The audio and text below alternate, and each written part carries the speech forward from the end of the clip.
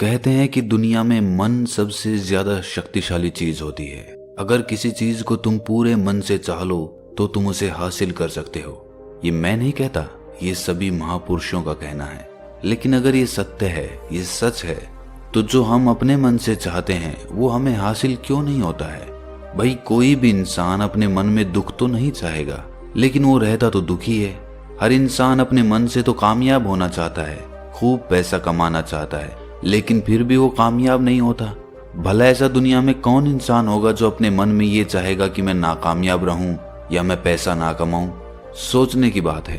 तो इसमें दो चीजें निकल के सामने आती हैं। या तो वो महापुरुष गलत थे जिन्होंने ये बात बोली कि मन से चाही हुई चीज हासिल हो जाती है, या फिर हम गलत हैं। आज की कहानी जो मैं आपको सुनाने वाला हूँ उसमें आपको एक ऐसा मंत्र मिलेगा। उसे समझने के बाद आपको एक ऐसा मंत्र पता चलेगा जिससे आप ये समझ पाएंगे कि अपने मन से कोई भी चीज कैसे करवाई जाती है, मन में किसी भी बात का बीज कैसे बोया जाता है। ये इस कहानी से आपको अच्छी तरह से समझ में आ जाएगा, और इससे आप ये भी समझ पाएंगे कि आकर्षण का नियम, लॉ ऑफ अट्रैक्शन कैसे काम करता है। कहानी छोटी सी है लेकिन बहुत ही गहरी है। इससे पहले कि आप इस कहानी में खो जाएं, इस चैनल को सब्सक्राइब जरूर कर लें। तो चलिए ये कहानी शुरू करते हैं। एक बार की बात है, एक आदमी के जीवन में सिर्फ दुख ही दुख थे। वो जो भी काम करता उस बेचारे का वो काम पूरा ही नहीं होता। घर में आता तो घर में कलेश बना रहता, किसी से कोई मदद मांगता तो कोई उसकी मदद नहीं करता। ऐसा लगता था कि चारों ओर से दुखों का पहाड़ उसी पर टूट पड़ा है। उसे समझ नहीं आ रहा था कि मैं इन दुखों से पार कैसे पाऊं। वो दिन रात यही सोचता रहता कि अपने दुखों से छुटकारा कैसे पाना है। इसी कारण से वो रात में सो भी नहीं पाता था। उसकी आंखों के नीचे बड़े बड़े काले घेरे बन गए थे, जो इस बात का प्रतीक थे कि वो आदमी कितना दुखी है और कितना चिंतित है। कभी कभी तो उसके मन में आत्महत्या करने के भी ख्याल आते थे, लेकिन अपने परिवार की चिंता करके वो ये कदम नहीं उठा पाता था। वो इतना दुखी हो गया कि उसने निर्णय किया कि वो इन दुखों से छुटकारा पाके रहेगा। इसके लिए चाहे उसे कितनी भी मेहनत करनी पड़े, कुछ भी करना पड़े, चाहे अंगारों पे चलना पड़े, लेकिन इन दुखों से छुटकारा हासिल करके रहेगा। ऐसे ही एक दिन उसने अपने मित्र से पूछा कि मैं अपने जीवन को कैसे सुधारूं। उसके मित्र ने उसे बताया कि तुम किसी बाबा के पास जाओ।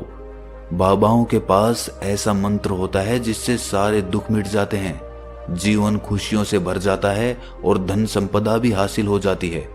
तुम किसी ऐसे बाबा को ढूंढ लो, बस तुम्हारा काम बन जाएगा। उस आदमी के मन में ये बात पूरी तरह से पक्की बैठ गई कि कोई बाबा ही मेरा दुख दूर कर सकता है, और इसीलिए उसे किसी भी बाबा के बारे में पता चलता तो वो उस बाबा के पास पहुंच जाता।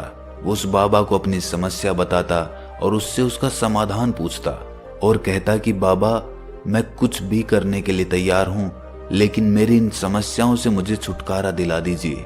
आप जो कहेंगे मैं वो करूंगा, लेकिन मेरे जीवन को सुधार दीजिए।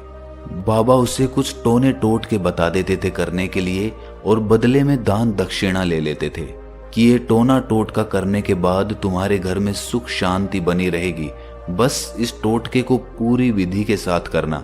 वो आदमी घर लौटकर पूरी विधि के साथ टोने टोटके करने लगा, लेकिन बहुत टोने टोटके करने के बाद भी उसके जीवन में कुछ बदलाव नहीं आया।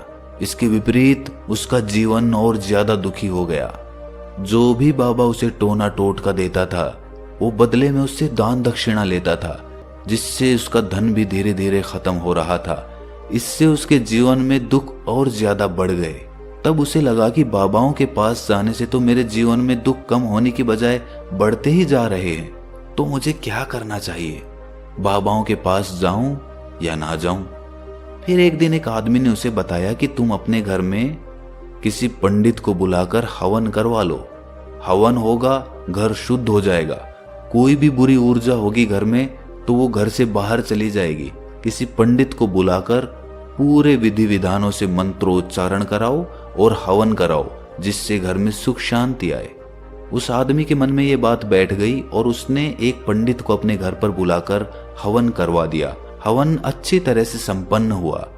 बदले में पंडित ने भी अच्छी दान दक्षिणा ली और उसके बाद वो वहां से विदा हो गया।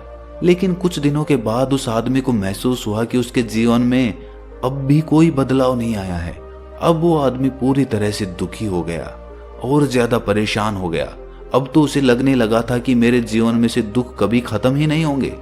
और यही सोच सोच कर उस आदमी का बुरा हाल हो गया था।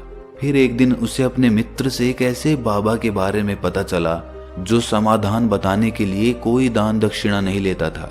उस आदमी को लगा कि ये बाबा दूसरे बाबाओं की तरह नहीं हो सकता, क्योंकि ये दान दक्षिणा तो लेता ही नहीं, और अगर दान दक्षिणा नहीं लेता तो ये सच में कोई सिद्ध बाबा होगा। और यही सोचकर वो उस बाबा के पास पहुंच जाता है। जब वो आदमी वहां पर पहुंचता है तो वो बाबा ध्यान में बैठे हुए थे। ये देखकर वो आदमी वहीं पर चुपचाप बैठकर ध्यान से बाहर आने का उनका इंतजार करने लगा।